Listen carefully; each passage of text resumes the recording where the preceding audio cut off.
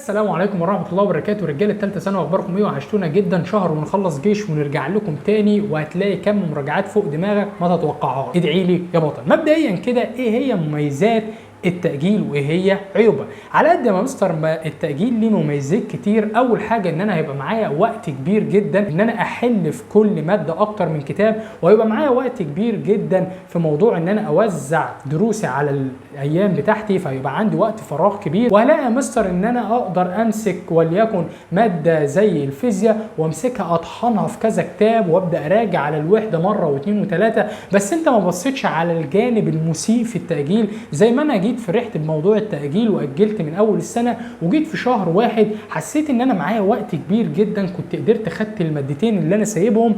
كنت صراحة مأجل 3 مواد، وجيت في شهر واحد رجعت للفرنساوي واصبح معايا عربي وفيزياء. كنت بحاول ان انا ارجع تاني بس حسيت ان الموضوع كبير. انت دلوقتي شايف ان انت مسافة ان انت خلصت كيرشوف في الفيزياء، يبقى الفيزياء خلصت. لما تيجي تخش كمان في شهرين كمان تلاقي ان انت اصلا الفصل الاول ده ما بيتذاكرش اصلا، وان الفصل الاول عبارة عن كيرشوف وبيجي منه في الاخر مسألتين. يعني انا لو دوست على نفس الفترة دي وفهمت كيرشوف وقعدت احل عليه من هنا ل3 4 شهور، هلاقي ان كيرشوف ده اتفه درس عندي في الفيزياء. فما تخليش ان مجرد ان في مثلا ماده انت اتخطيت فيها درسين 3 4 يبقى انت كده مش هتقدر ترجع للماده دي. لا، هتقدر ترجع للماده دي، وهتلاقي ان المدرس بتاعك اللي هو بدأ من شهرين اصلا وانت شايف ان انت مش هتقدر ترجع للفصل اللي فاتك ده، هتلاقي نفس المدرس ده بيفتح مجموعه جديده وبيبدأ ان هو يشرح الفصل الاول من جديد. وده يدل على ان الفصل الاول ده اصلا يخلص في اقل فتره ممكنه، ولكن احنا من عاداتنا ان احنا بنبدا المواد بتاعتنا بدري عشان نخلص بدري. هتيجي في الاخر وتعرف ان الفصول الاولى دي اصلا ممكن تخلص في اقل من 4 حصص او في 4 حصص. انت ليه اصلا قسمت؟ علشان فاتك جزء معين في ماده معينه. انت لسه عندك وقت كبير جدا، واسال ناس مخلصه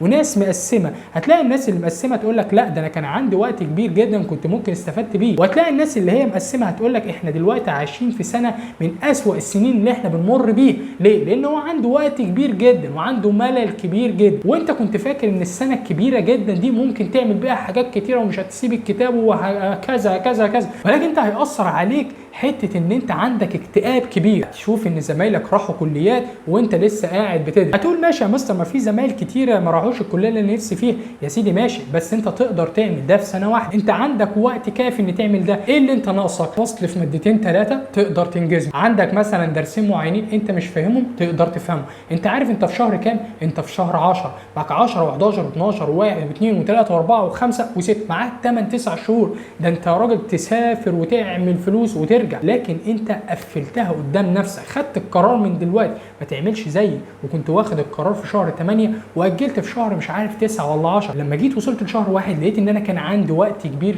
جدا اعمله. انت هتلاقي وقت كبير شويه ان انت ممكن تحل بدل المره مرتين وبدل ما انت تراجع مره مرتين. بس انا كان برضو اللي مزعلني اللي انا ليا زمايل كتيره هتاخدها على سنه واحده، وزمايل كتيره وصلت للكليه اللي انا كنت يعني مأجل سنه كامله وهم وصلوها، وانا بفضل الله وصلت لها. اي نعم، انا عرفت ان ده في الاخر خير ليا الحمد لله، وربنا كرمنا عليه في حاجات كتيره جدا. بس انا جاي اوصل لك رساله ان انت تقدر تعملها في سنه واحده بس، والوقت ما ضاعش ولا حاجه. والكم الكبير اللي انت شايفه ده، لا، ده كم صغير جدا وتقدر تنجزه لو عملت لنفسك معسكر قفلت على بابك بس 15 يوم، اسبوعين بس، ولميت الحاجات اللي وقع منك. لو انت عمرك ما سمعتها، لو انت بس كتبت على اليوتيوب اسم الدرس ده، قسما بالله لا هتلاقي مدرس يشرحه لك بالتفصيل، وبعد كده انت تذاكره بالورقه والقلم، وبعد كده تروح تحل عليه. وحتى لو ما جاش من اول مره هيجي من الثانيه والثالثه. زميلك اللي انت فاكره ان هو بدأ صح ده